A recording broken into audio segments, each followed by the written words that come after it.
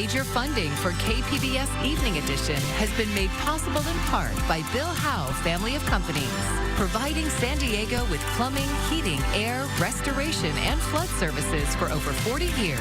Call 1-800-BILL-HOWE or visit BillHowe.com. And by the Conrad Trebas Foundation, Darlene Marcos Shiley, and by the following.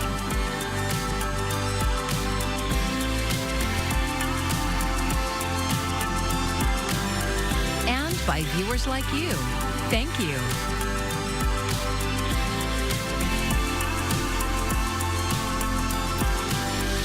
Good evening, and thank you for joining us. I'm Maya Trabulsi. The San Diego City Council will have a big decision to make next week, whether to approve the continued use of automated license plate readers, ALPRs. The city gets them from a company called Flock. KPBS reporter John Carroll says opponents of the cameras gathered downtown today saying they want Flock out. Shut the Flock down! Get the Flock out!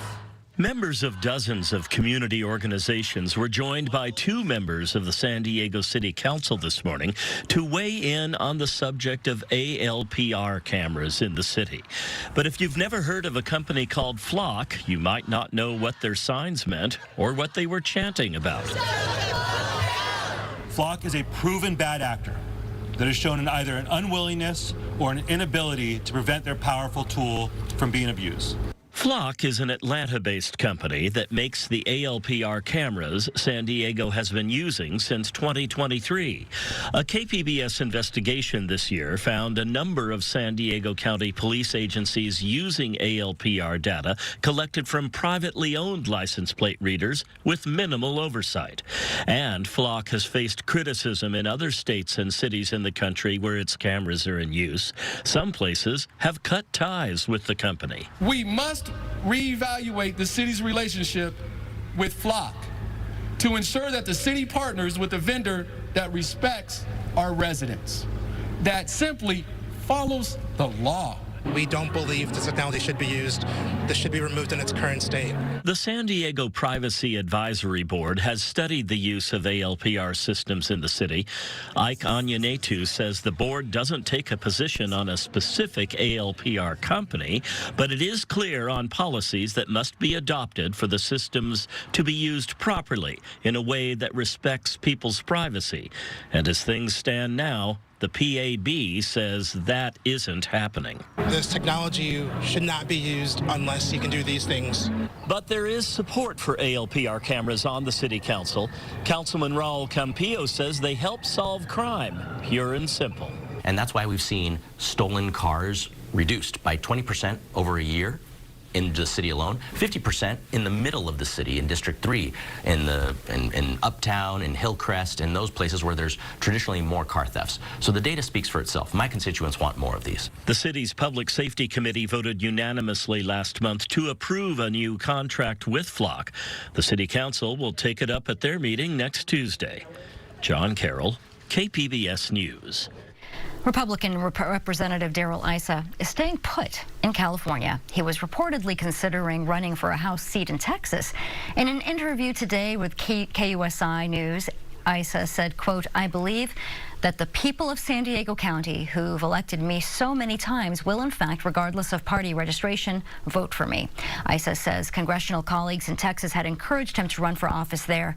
His brief consideration came after California voters approved a redistricting plan that makes Issa's district and others more favorable to Democrats. Issa represents the 48th district and is running for re-election. He is the only Republican in a crowded race against Democrats. Well, overall tonight, we're dropping down to the mid-40s. We'll see a few clouds, but we're staying mostly clear. Keep in mind, tomorrow morning, we could have some low clouds, could impact visibility a little bit. So you want to keep that in mind. Though the Santa Ana winds that we've been dealing with the last couple of days, you might have noticed throughout the day, have really been losing their strength, much lighter winds at this point. That'll continue as we head through the end of the week, but I'll tell you exactly what to expect coming up. San Diego Unified School District says it's expecting a $47 million budget deficit for next school year. Superintendent Vavi Bagula made the announcement in a YouTube video today, and she says one of the main reasons for this is the chronic underfunding of special education. These services cost us more than $400 million annually, yet we receive only about $125 million from state, federal, and local sources. The remaining $275 million plus comes from our general funds. She adds that declining enrollment and rising employee costs are other reasons the district is facing the funding shortfall. She said the district's financial reserves are at 2%. That is the minimum required by the state. At Wednesday's school board meeting, district officials are expected to talk more about what's causing the deficit. Bagula says they're actively looking for ways to close the budget gap long term. A recall petition targeting a Grossmont Union High School District Board trustee failed to get enough signatures. KPBS reporter Elaine Alfaro says the recall effort was the latest community-driven effort against the board's conservative majority. Critics of the four-member board majority were hoping to oust trustee Scott Eckert in a special election, but didn't gather enough signatures before last month's deadline. Eckert and other members of the majority have drawn fire for eliminating librarian positions and advocating for controversial school prayer and protest policies. Laura Preble is one of the recall leaders and a retired librarian. We feel very strongly that these people are not there in the best interests of students or teachers or community members. Eckert declined an interview request and sent an emailed statement. Quote, "Since taking office, my full attention has been on the work I was elected to do. Completing Portrait of a Graduate, raising graduation rates, promoting safety, and ensuring East County taxpayers' dollars are wisely invested to create opportunities for all students to thrive. That focus has never wavered and will not change." End quote. Stephanie Macheka is vice president of the Teachers Union. She says opponents of the board majority are now focused on next year's election. We've started way earlier than we normally do for an election cycle this year, with a very strong focus on getting pro-education candidates elected for 2026. KPBS reached out to board president Gary Woods for an interview. He declined the interview request but sent a highly charged statement in which he called recall organizers socialist elected officials, political activists, and radical extremists. He followed up with a second statement in a more measured tone that included the following, quote, "Despite coordinated efforts by special interest groups, political activists, and anonymous social media campaigns, the recall effort collapsed entirely. This overwhelming defeat reflects the strength and unity of East County parents and educators." End quote. 3 of the board's 5 seats are up for election next year. Elaine Alfaro, KPBS News. A state lawmaker from San Diego is calling for a public review of a massive data center project slated for the Imperial Valley. KPBS's Corey Suzuki says many residents have felt blindsided by the scale of the project. The planned data center is huge, almost 1 million square feet. It would be located on unincorporated land near the center of the city of Imperial.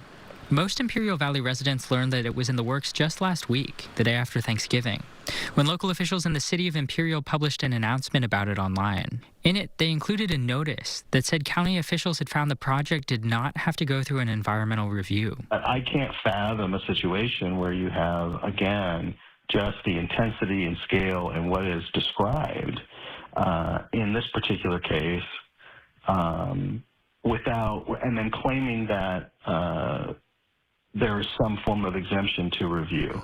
That's Democratic State Senator Steve Padilla, whose district includes Imperial County.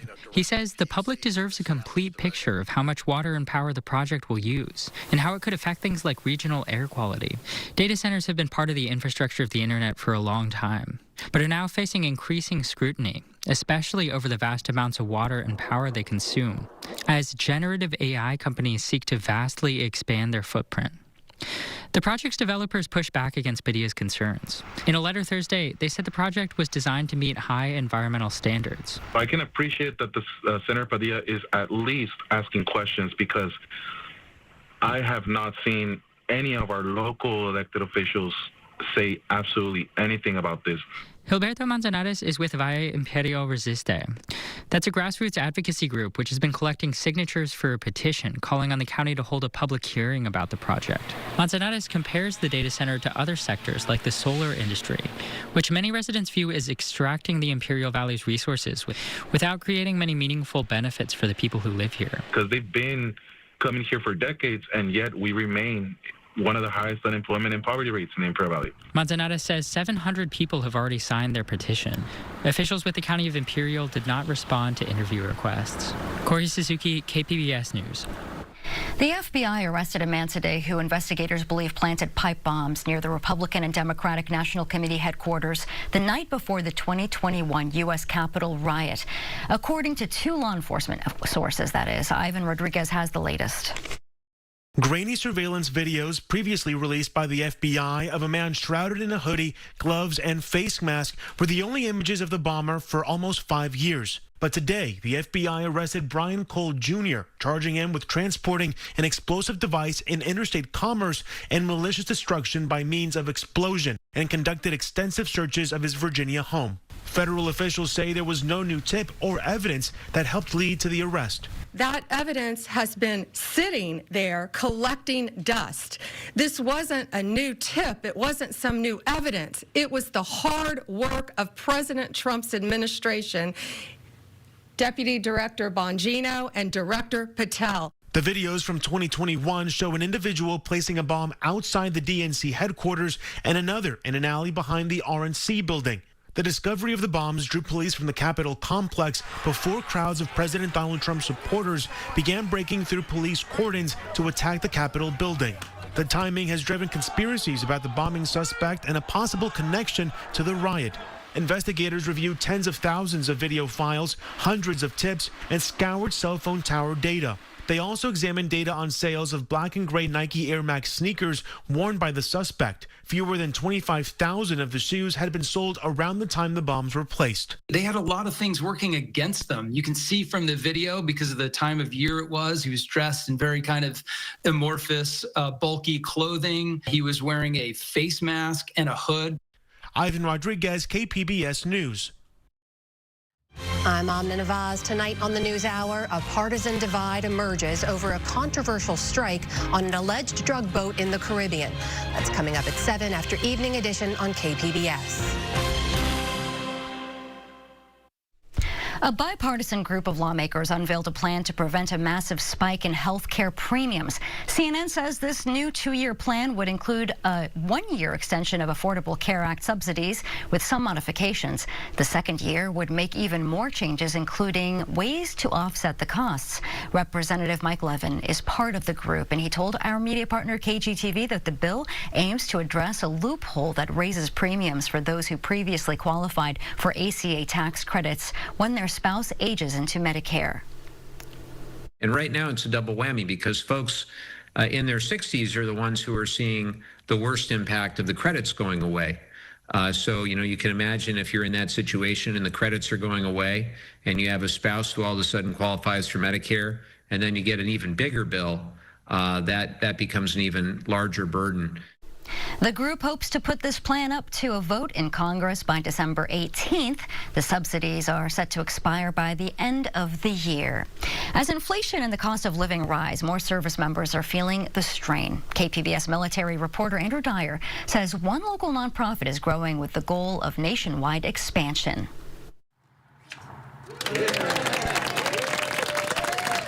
A bigger office, bigger warehouse, and bigger ambitions to help military families are what's behind the new, bigger national headquarters for the Support the Enlisted Project, or STEP. Supporters and military community members are here to celebrate the new location in Miramar. What if we could help these military families and these transitioning veterans who are standing in these lines to receive food, diapers, backpacks, toys, turkey dinners? What if we could help them through this moment in their life in a way that made this the last time they needed help and the last time they needed to stand in a line? The San Diego-based nonprofit helps military families in financial distress by providing immediate financial help and long-term financial literacy education. They also distribute food and other items families need. CEO and co-founder Tony Teravainen says the demand for help from the military community is growing. They just keep asking for more support, so we want to continue to add our program to more states and guarantee it in more states. To do that, STEP expanded along the West Coast to Oregon and Washington. Most recently, they've gone into Hawaii. But there are service members across the country reaching out to the organization. The new larger space allows them to serve more families. We can now commit ourselves to lean into this national demand for our financial wellness counseling program. We've served families in 47 states. They moved into the building just a month ago, and since then, they've already done more distributions than any month prior. Andrew Dyer, KPBS News. When you think about history, you probably think of the past, but the San Diego History Center has its sights on the future in a collaboration with the Women's Museum of California. And I recently visited the Center for Women's History, where that history is being preserved and created.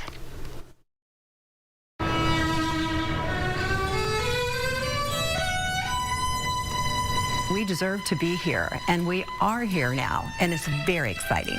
San Diego History Center trustee Sandra Moss says history is happening now in this shared repository for San Diego stories, and she says there is no better space for it. Balboa Park is the jewel of San Diego. So many important cultural institutions are here, and having a space dedicated to sharing the stories of women who have made San Diego what it is so important. Created in 1983 as the Women's Reclamation Project, the evolution of the Women's Museum of California has spanned over 40 years, from a private home to Liberty Station, and now in its final iteration as the Center for Women's History, part of the San Diego History Center, a merger completed this year. So then these hidden stories are no longer hidden. Melissa Jones is the public program manager at the History Center.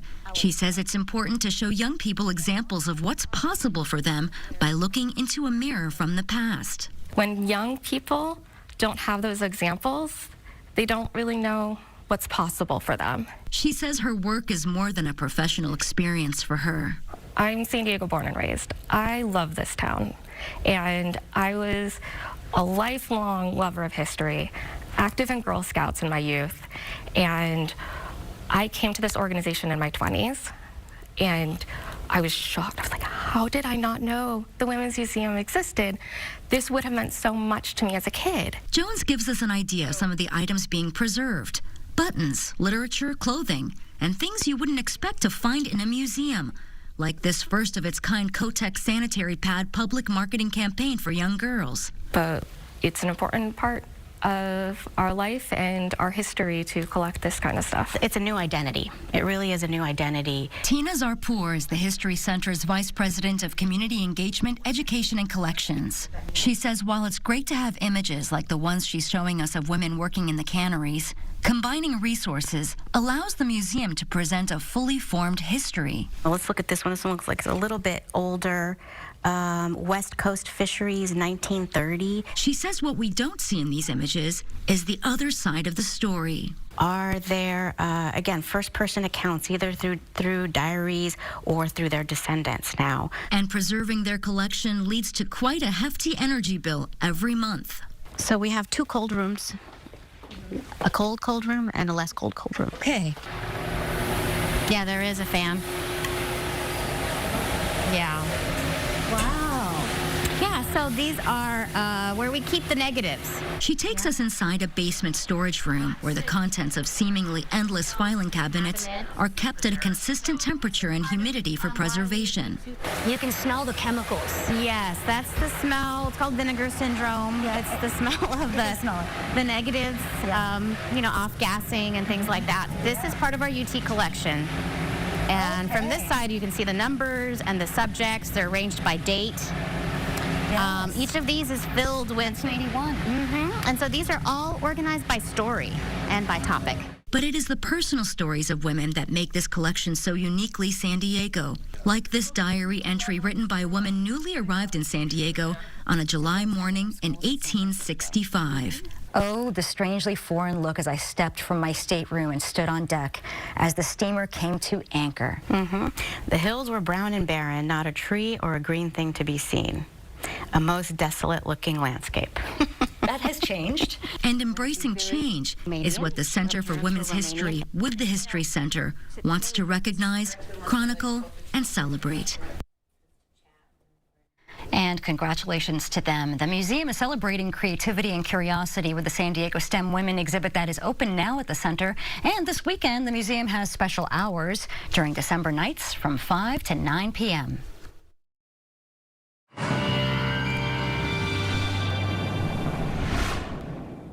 Well, along the coast, keep an eye out for patchy low clouds to start off your Friday morning. Now, as we head into especially the late weekend through next week, we'll have a warming trend. It's a little roller coastery right now with the temperatures. In the short term, it's the beach hazards that you need to be aware of. So a lot of the higher impact situations closer to the coast, specifically these are the areas that have beach hazard statements out through Friday morning. This is because of higher than usual high tides. It can lead to some minor coastal flooding in low-lying areas especially. So if this is you, if this is where you have a home, a business, you're going to be in that area, keep that in mind that you just want to watch out for those high tides. Overall, looking at our temperatures for tonight, chilly in the 30s in Oceanside, 46 in San Diego, though we're in the 30s for Borrego Springs and Mount Laguna as well. Very similar conditions across the board as far as mostly clear skies. Now, as we look to tomorrow, most of the clouds hang out in our southern coastal areas here. Chula Vista, 68 degrees for our high, a little bit warmer in El Cajon at 72. Mount Laguna, though, staying in the 40s overall. Now, we are staying dry for the next several days. We don't have any storms that are moving in this far south. A lot of the action is isolated up into the northwest for now. But let's take a look at our 5-day outlook first along the coast. You can see that warming trend that I was talking about really kicks off, especially as we get Sunday into next week. So we get to 72 by the time we get to your Tuesday. Further inland, well, we're in the 80s by the time we get to Tuesday. Very warm overall, but we're comfortable in the 70s until then. A little chilly to start off, those lows in the 40s and the 30s, though, so you know the drill by now. This is what we've been dealing with. You want the jacket on the way out the door, likely. Plenty of sunshine in our mountain regions. 48 Friday, up to 61 by the time we get to your Tuesday, though big temperature difference from the lows to the highs starting out the days in the 30s. Then there's our desert regions. We're hanging out in the 70s, plenty of sunshine the next 5 days. We get close to 80 by the time we get to Tuesday. We'll keep an eye on this and see if we do in fact get to 80, but either way, we're in the 70s overall. For KPBS News, I'm AccuWeather's Anna Azalian. If you're looking for something besides The Grinch or A Christmas Carol this holiday season, well, KPBS has you covered. Arts reporter Beth Accomando has a new play set on Christmas Eve, but one that's completely devoid of warm and fuzzy sentimentality. Earlier this week, she stopped by a rehearsal of 89 Carson Junction Road. For anyone needing an antidote to holiday cheer, actor Shane Hennessy has the perfect option. It's kind of like the Die Hard of shows, in the sense that, like, it's got Christmas elements, but it's not a Christmas show. It's much more action-packed than that. I will say this, there's a body count, put it that way. That's right. Playwright Michael Miserani's 89 Carson Junction Road is not your typical holiday fare, even though it's set on Christmas Eve. And the bodies are not under the tree, so at least that's good. But by the time you leave, you'll be like, oh my gosh, these people's lives are blown apart. For holiday times, everyone has wishes and desires and the things that they hope to get, just because there's magic in the air, usually when it comes to Christmas. The wishes of actor Kevin Phantom's character are in opposition to those of Hennessy's Archer. Everyone comes into the show wanting something. I think it's pretty safe to say no one gets what they want by the end of it. But actress Kay Marion McNellan says it's not anti-Christmas. But Christmas is a really fun backdrop to fear, of which there is much in this show. So I think it's there as like a contrast to the theme. Jacob James plays the father to McNellan's character Lulu.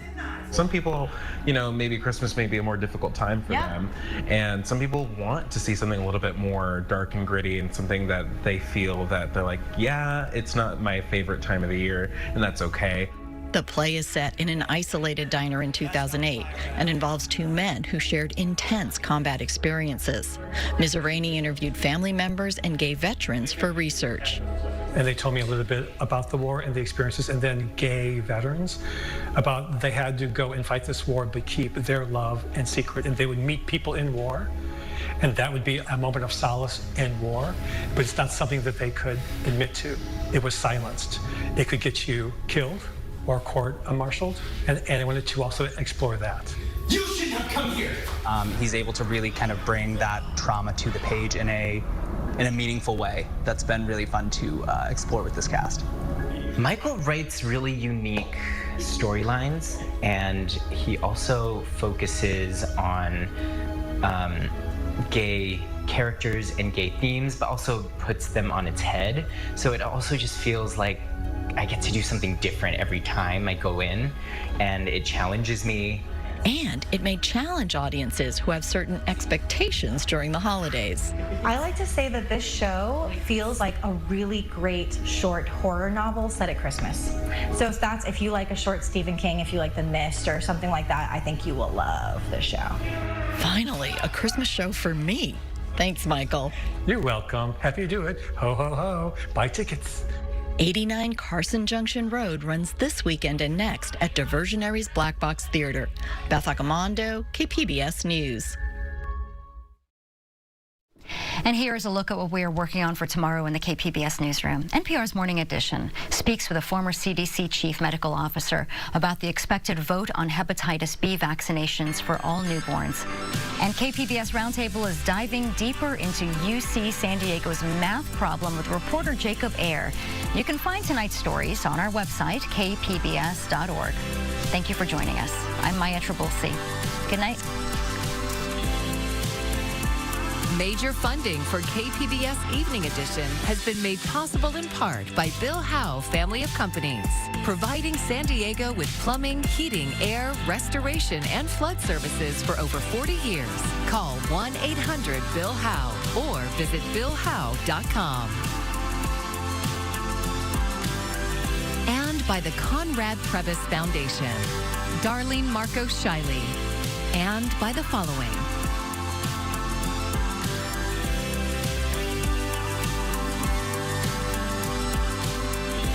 By viewers like you. Thank you.